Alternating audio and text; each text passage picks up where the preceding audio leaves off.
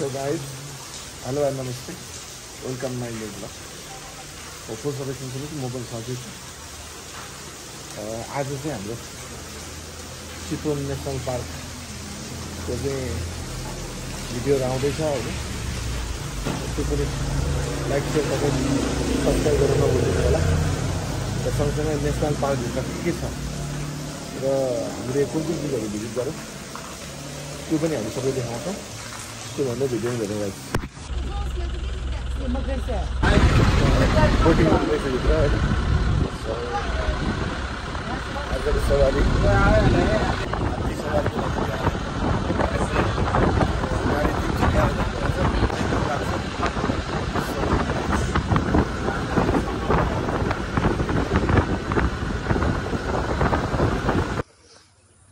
So हात्ती सवारीमा हामी आइसकेका छौँ।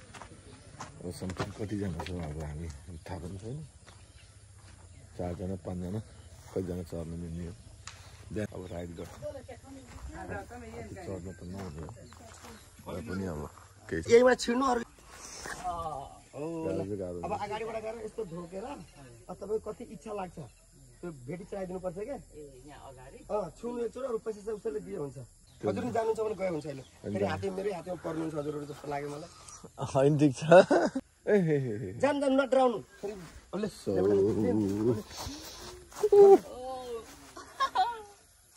डेन्जर डेन्जर डेन्जर डेन्जर ल माथि दियो उले पैसा फेरि फेरि जान जान जान ओले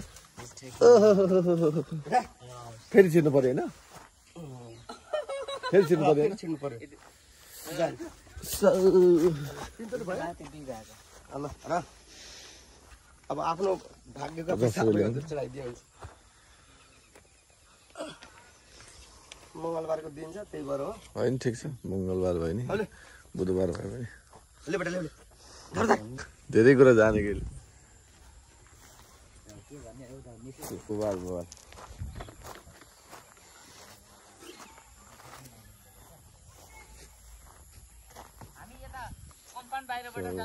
हात्तीले चाहिँ पैसा लिने पुरानी बुझ्ने घुमाउने अनेक हात्तीले नगर्ने केही पनि छैन गाइस। सो चितवन नेसनल पार्कभित्र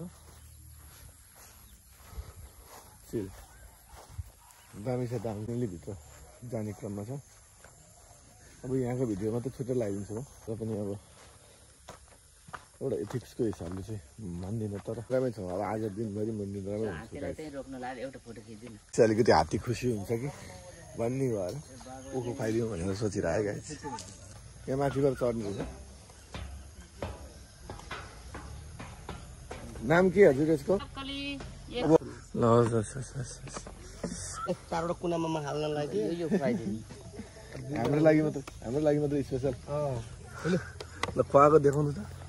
उसले झप्पै अब लिया चपाउ ल बवाल डेन्जर एलिफेन्ट राइड जिन्दगीमा पहिलोचोटि हात्ती चढ्या है।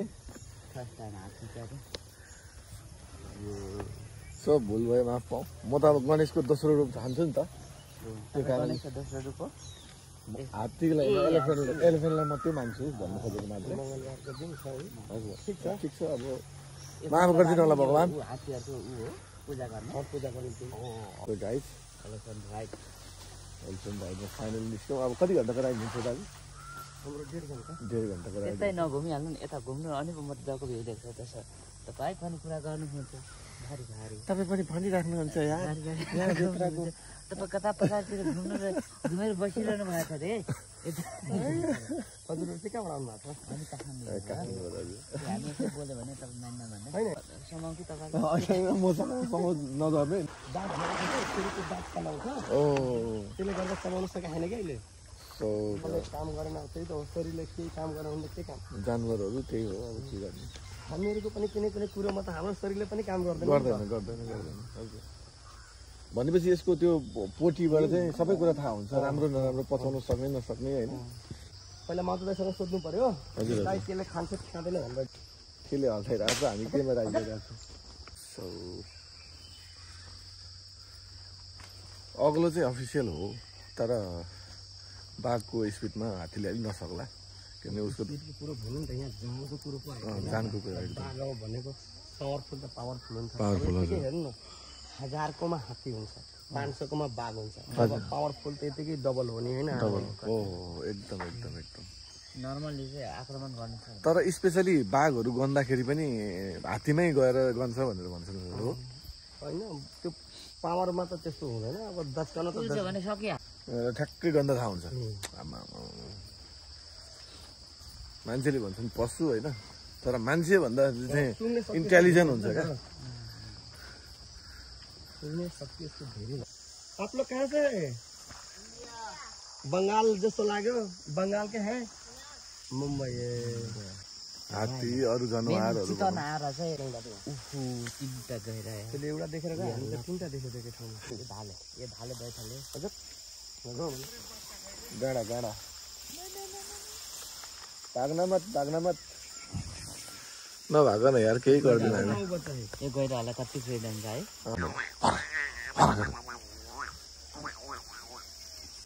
सो गाइस मैले चाहिँ अहिले मोबाइलबाट भिडियो गरिरहेको छु खास मान्छे दायाँमा ठाउँको ठाउँ एक सिङ्गे गएर नेपालमा मात्रै पाउँछ 2 सिङ्गे चाहिँ बाहिर हुन्छ भनेपछि तपाईँको भने अनुसारले यसले अब पाउनु सक्दैन पाउँछ भाललाई चाहिँ पाउँछ हात्ती नै खाइदिन्छ बाघले हात्ती चलाउने मान्छेलाई खोज्छ तर नजिक भए पो बचाउन खोज्छ बाघ त्यत्रो फुर्तिलो जात हुन्छ त्यही त झ्याप्पै हानिदिइहाल्छ उसले त ठ्याक्कै टाइमिङ हेरेर हान्दिने त्यो लाउडै छैन त अब सरकारले यहाँ हाम्रो लोकल मान्छे के बेच्नु पाउँछ यो भित्र हामीले न तपाईँको शिकार गर्न पाउँछौँ केही गरेर पाउँदैन न तपाईँको चाहिँ एउटा रुख सुधा लान पाइँदैन भनेर भन्छ नि त्यो सेट त हुनै पर्यो नि यहाँको एउटा वन्यजन्तु जोगाउनको लागि होइन आउँछ घाँस खुवाउन लाग्नुभयो गाह्रो हजुर तपाईँलाई मात्र होइन एकदमै रिस्की काम हो कि अब जङ्गलमा हिँड्दा दायाँमा मिस्टेक भयो त तपाईँकै जिम्मेवारी हुन्छ सबै अनि त्यो कारणले पनि तपाईँलाई चाहिँ एप्रिसिएट गर्नुपर्छ यो चाहिँ म मान्छु होइन किनभने जङ्गलमा घुमाउनु न त जो नेचुरल चिज हो यो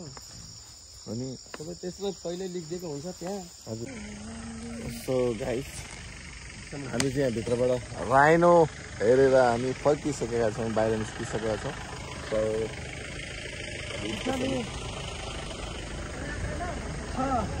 पछि त फेरि पैसा दिनु पर्ला नि हजुर होइन आज मङ्गलबार छ यसो ढोकटोक गरेर त्यही त नि हजुरको विचार तर आउनु होला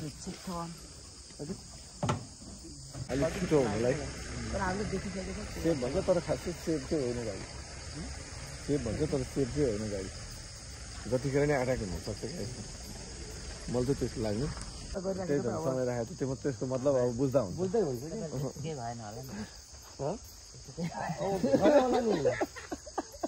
भयो होला भन्नु पर्दैन के गाइस तपाईँहरूले बुझ्दा हुन्छ यो बङ्गाल टाइगर जुन भन्छ नि अरू पाटे बाघ हो त्यो लाइन भन्दा तर लाइन त फेरि तपाईँको राजै होइन राजा भन्छ नि तर त्यसले ग्रुप लिएर हिँड्छ त्यसले गर्दा उसलाई राजा भनिन्छ एक्लै गर्ने क्या त्यसलाई भन्छ नि त राजा ग्रुपमा कहिले यो शिकार गर्दैन बाघ पर्छ आफ्नै हो आफ्नै हो सही हो तपाईँको कुरामा लजिक चाहिँ छैन यहाँ चाहिँ मान्छेको त्यो गैँडाको त्यो चक्करले धेरैको ज्यान गएको छ अरे होइन शिकार गर्न 1 महिना अगाडि मारिदिएको शिकार गर्न आउने रे अनि बाघले खाइदिने अरे क्या मान्छे हाम्रो नेपालमा जनावर मार्यो भने जनावरको अझ धेरै एक ठाउँमा छुट्यो नि अरू ठाउँमा गएर अल्झाइदिन्छ त्यो कुनै बेला मान्छे भएर पनि छोड्दै स्पेसल ग्रुपलाई लिएर जानु पर्यो यो चाइनिजले फोटो खिच्न पाएन अब चाइनिज पनि होचो जात हुन्छ घाँटी लाम्काएर पनि हेर्न नै पाएन कि पाएन मैले बुझेँ त कस्तो हो नि अब सबैको चाहिँ सेटिस्फाई हुनुपर्छ भन्ने तपाईँको मान्यता तर अब अगाडि पछाडि पर्छ देखिँदैन त के भन्नु तपाईँको गल्ती त होइन अर्को त्यो कुरो सोधेर तिमीहरू त्यसको मनमा अर्कै फिलिङ हुन्छ हो भन्नुहोस् है यो हाम्रो नेसनल पार्कभित्र तपाईँको पुरै नहर छ पिछाडि पुरै छाप्न लाउनुहुन्थ्यो अब अहिले पानी सानी छाप्ने अवस्था छैन सिम्पल लामो लामो हुँदो रहेछ ठुलो खालको जरा आयो यस्तो जातको पनि धेरै किसिमको 3 थरीको हुन्छ यसको है यो सबैभन्दा ठुलो खालको माछा नभाग्ने रहेछ है होइन ऊ भाग्थ्यो ऊ हात्ती देखेर मात्र नभाग्या हो किनकि जङ्गलमा पनि हात्ती बस्छ नि त नेसनल पार्कभित्र गएको अवस्था तीनवटा बसिरहेको छ एकै ठाउँमा गाइस हामी चाहिँ एलिफेन्ट राइड सकेर अब चाहिँ फर्किँदैछौँ होइन सो एकदम एडभेन्चर लाग्यो एकदम बवाल लाग्यो होइन मैले सोचे भन्दा नि बवाल भयो राम्रो भयो होइन खुसी लाग्यो क्या एकदम अब म हात्ती एलिफेन्ट राइड चाहिँ स्पेसली भन्नुपर्दा फर्स्टचोटि हो होइन। सौरा आएको नै एक प्रकारको फर्स्टचोटि हो। चितवन त धेरै पटक आयो तर स्पेसली भन्नुपर्दा चाहिँ तपाईँको आजको राइड चाहिँ मलाई एकदमै राम्रो लागेको छ होइन। सो सँगसँगै तपाईँहरूलाई आजको राइड कस्तो लाग्यो लाइक सेयर कमेन्ट सब्सक्राइब गर्न नभुलिदिनु होला र thanks for watching from Nepal blogs. This is Sunil Shrestha र यस्तै लाइक सेयर कमेन्ट सब्सक्राइब गरेर सपोर्ट म आजको भिडियोबाट बिदा चाहन्छु गाइज। फेरि अर्को भिडियोमा भेटौँला। अब आज चाहिँ हाम्रो यहाँ सौराबाट जनकपुरको चाहिँ राइड रहनेछ भन्दै बिदा चाहन्छु गाइज। फेरि अर्को भिडियोमा भेटौँला। नमस्ते। तिम्रो आँखाको सपना आँसु बने झारी दिए जब यो साथ चाह्यौ झनेकले पारिदिए मायाको नाउँमा के बल तिमीलाई चोट दिए तिमी त निश्चल थियौ आफैमा खोट थिए बुझिन तिम्रो माया सुनिन तिम्रो कुरा बिचमै छाडिदिए बासा बने यो कुरा खुसी त काछु मनी आँसुमा रुँदैछु चोप दियो तिम्रो माया बल्ल बुझ्दैछु के भाइ पहिला के अब तिमी बिना यो जीवन जिउन पनि मलाई निकै गाह्रो पर्छ तिमी साथ भयो भने सारा दुःख पर सक्छ तिम्रो छाया बनी सँगै म हिँड्दैछु आपत्ति के परे भने पहिले म पुग्छु दुःख के हो भन्ने कुरा सबैमा भुलाइदिन्छु मुस्कान चरी मुहारमा हाँस्यमा झुलाइदिन्छु आम सुसरी बेबे गति गरेकी हुँ चोक तिम्रो माया पर सरेकी हुँ रे।